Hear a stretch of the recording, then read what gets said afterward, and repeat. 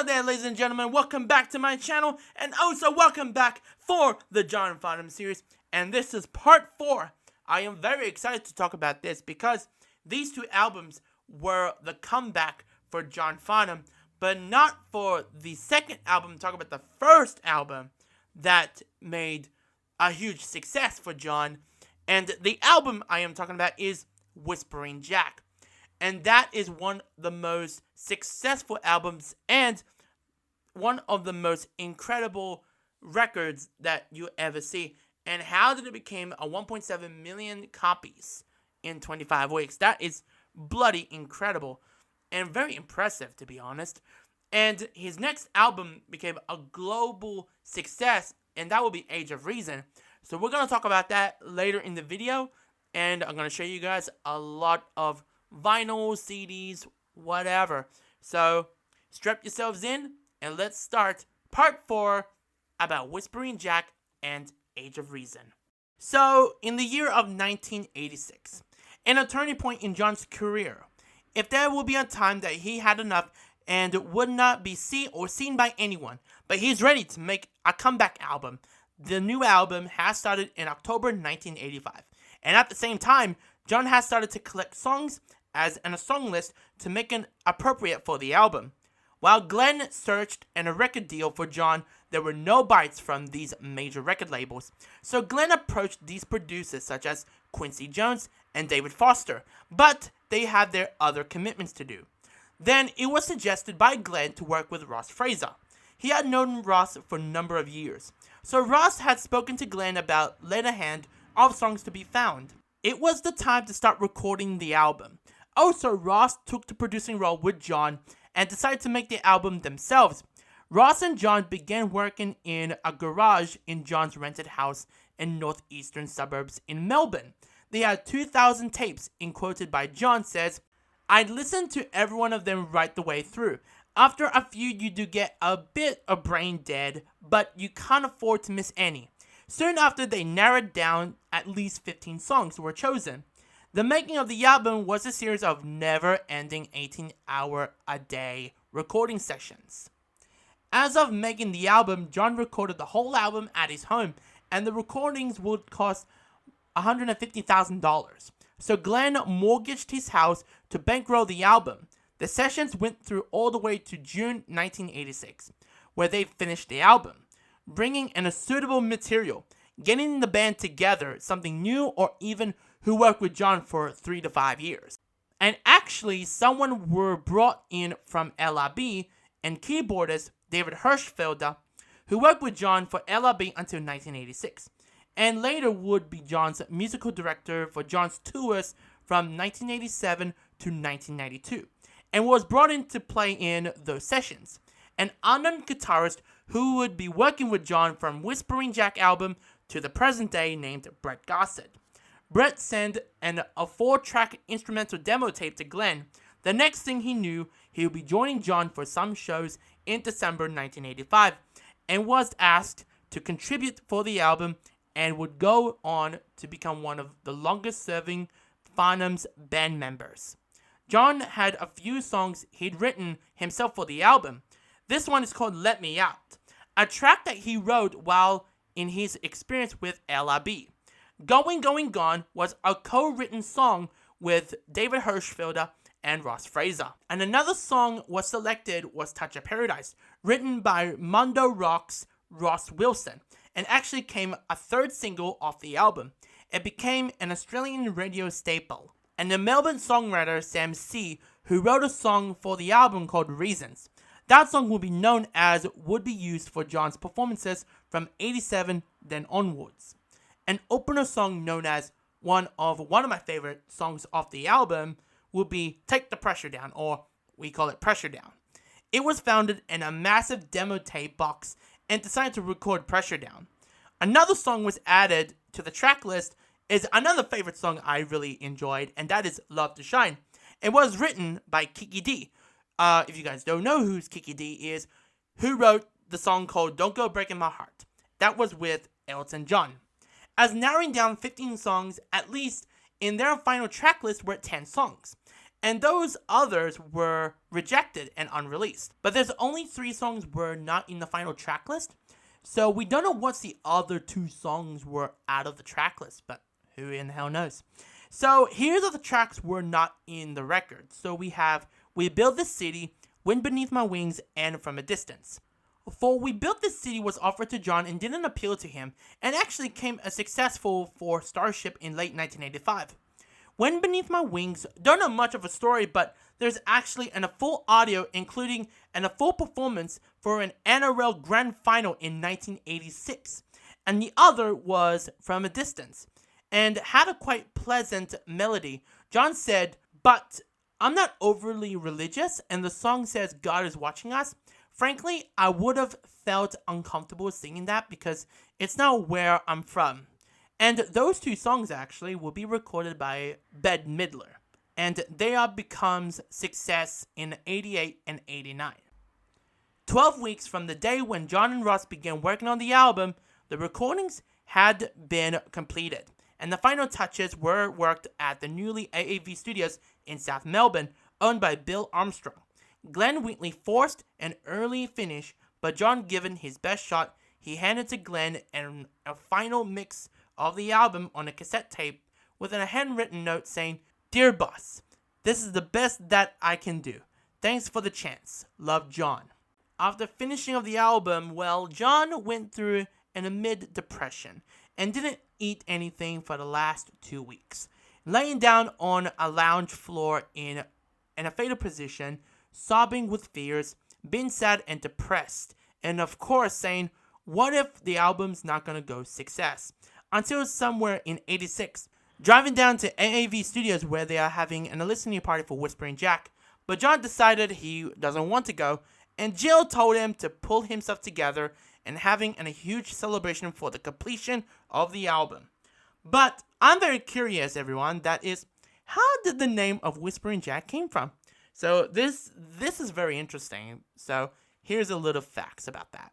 So it came from a trip to LA in 1980. John and Jill goes to a jazz club with an old friend and quote by an announcer at the club saying, "We have a famous singer from Australia here, and if you give him a hand, he might come out and sing for us. Ladies and gentlemen, Jack Phantom." Jack Phantom, that is our great bloody name, fam. And this is where the Whispering name came from. So it came from during the days of the Uncovered tour in late 1980 to early 1981. John and his band pranking on each other by narrating with a tape recorder and said, "Calling myself Whispering Jack Phantom." Great. That is a great bloody, I don't know, maybe it's a great bloody good joke. Anywho, after the completion of the album, Glenn was still searching for a record company to put out John's comeback album in place. It would be released by Wheatley Records, but they needed a backup plan to distribute the album into the stores around Australia. And the resort was at RCA Records and decided to take the chance to release the album by possible after it was completed. It was time to promote it, but radio stations saying there's no way we are playing Johnny Farnham, and they refused to play him. But it was very difficult by the media in Melbourne to hold a press conference to launch the album. And things got changed by a radio station here in Sydney called 2Day FM. Played the first single off the album by a rebranded John Farnham playing You're the Voice. It came quickly climbed to the charts, and other radio stations followed that through. After the radio stations played You're the Voice and national television appearances, it topped the Australian charts for 7 weeks. From November 3rd to December 23rd, it gave John's #1 single for the last 17 years. The release of Whispering Jack on October 20th, 1986, and stayed at #1 in the charts for unbelievable 25 weeks and broke all record sales and will be sold for 1.7 million copies. For the international audience, when the single came to the US, from the very start it couldn't get the US audience to interest John, but it still made into the top 100 Billboard charts after the record company remixed the song because they removed the backup vocals And that was it. So it came a top 10 hit in Europe and Canada, number 1 in Denmark, Norway, Sweden, and Ireland. And a story by Glenn said, is the day when the album hit number 1 in the charts. Glenn was driving John home saying, "Do you realize that we have a number 1 record?" And John was crying in tears. He said, "I can't believe this is happening." Within a huge success of the album, John decided to take the album on the road for his comeback tour and first time doing concert arenas and stadiums, kicking off Whispering Jack tour on January 30th, 1987 in Walgo in Victoria, and ended in Melbourne Sports and Entertainment Centre in the same year in March. And actually enough, the early shows, reviews were pretty positive. Like, an example suggested to be mentioned of the album, every song were played, including covers such as When the War is Over, and actually was clear that the audience were demanded for more Jack.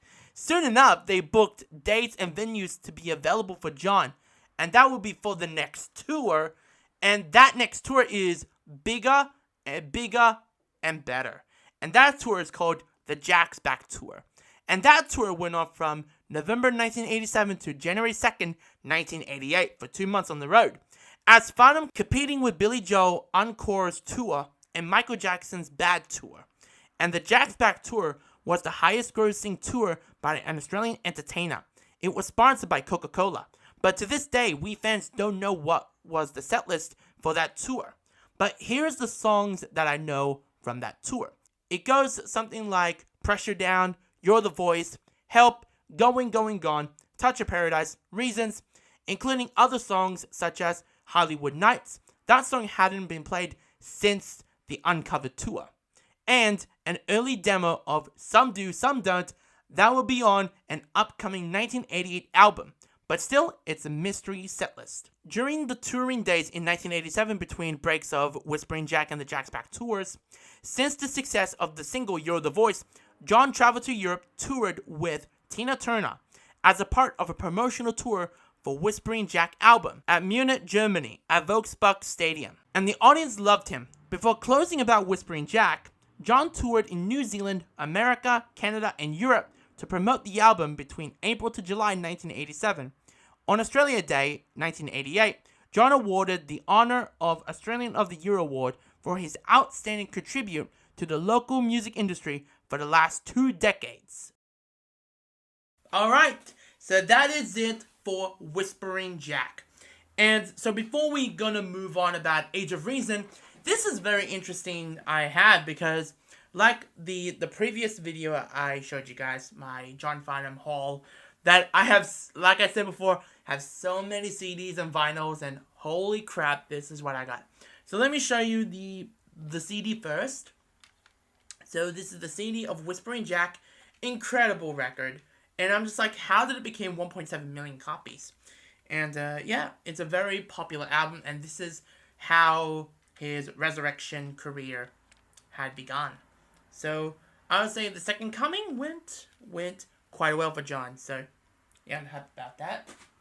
So, and then I have the concert, the John Farnham Whispering Jack in concert, the Whispering Jack tour in March of 1987. This looks pretty amazing to see.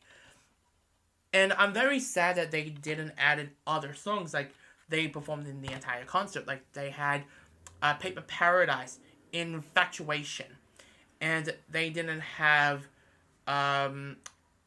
what song they didn't have? Comic Conversation. Yeah, they don't have those songs in this. So the songs that we have in the DVD version, we have Pressure Down, One Step Away, Going, Going, Gone, Let Me Out, Touch of Paradise, When the War is Over, Amazing Grace, Reasons, No One Comes Close, Love to Shine, One, Playing to Win, Help, and You're the Voice. That's a great concept. And now we have here is the vinyl for Whispering Jack. And this absolutely incredible. I'm sorry it's a little smudge. Sorry about that. That's how I bought it. So, yeah. My god, it looks freaking amazing, to be honest. Ooh, look at that. Early, I would say like 86, something like that. Sorry, my mic was in the way. Yeah, it looks bloody amazing. And as you see here, you have John and this model, and then you have the lyrics. The lyrics looks freaking cool to see. And then you have the vinyl of Whispering Jack. So it said here that Wheatley Organization. So this is number 1. You have Incredible Record here, and then you have number 2. So in the first one, you have Pressure Down, You're the Voice, One Step Away. Then you have, what else? Going, Gone, Reasons.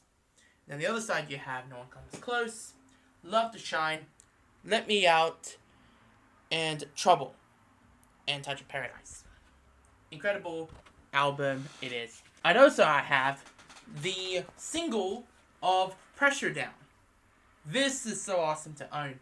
So you have the 12-inch mix of Pressure Down, including the extended version. I'm going, wait. Hang on. You have an extended version of the song? This looks freaking awesome. So not only you have the single off the album, you have another song off the album, and that will be Let Me Out. So yeah, so if you watch the concert, my bloody god, look at, like, his voice is just powerful, like, what? And here it is, you have the extended version of Pressure Down. This is freaking cool to own. So let me show you the CD first. And so, sorry about the CD, because the cover is kind of cracked a little bit, so ignore it. But yeah, it's so cool to have.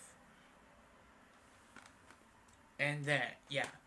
But in the vinyl version, you have all the songs except for 2 songs were off the vinyl version. So it's only for the CD version only.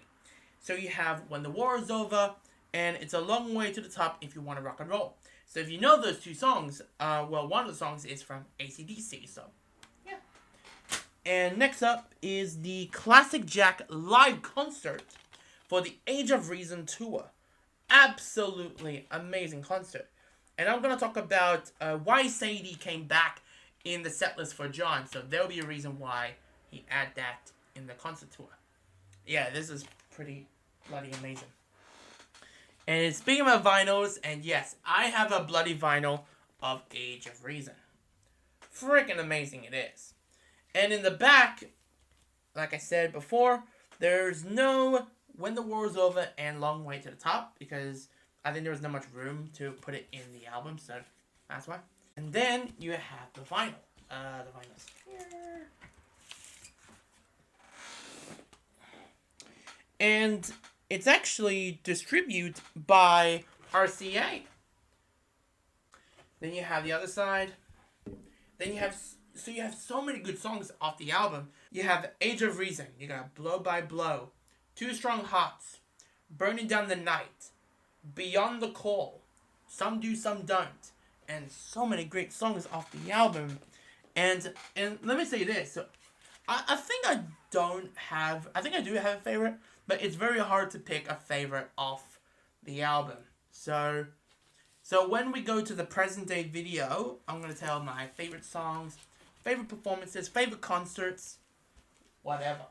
And tell my own point of views of John. So before we finish this part of the video and then move on to talking about Age of Reason, I have 2 vinyls, like Pressure Down, but I have the other 2 singles of the Age of Reason album. So I have Two Strong Hearts. It's an incredible record, it is. Like Pressure Down, you have an extended version of Two Strong Hearts. And a couple of weeks ago, I've heard the extended version. Oops, I had to put it upside down. There you go. I've listened to the extended version, and holy moly, this is very different. I've heard before by John and going, what the hell? And it sounded so different. what I know from the record. Still sound the same, but yeah. And here's the coolest thing you get to hear a bit. So you get to hear about is that Two Strong Hearts was mixed in New York City. I'm like, hang on, what? Get out. This is so cool. And also, this is the coolest thing to have is you have a long way to the top if you want to rock and roll. And say, yeah, they have it in a vinyl version of the single. But where can I find When the War Is Over? Well, you can find it in the Age of Reason vinyl single. So, yeah. And last but not least, I picked this up recently, a couple weeks ago, and this is the Beyond the Call single. Beyond the Call.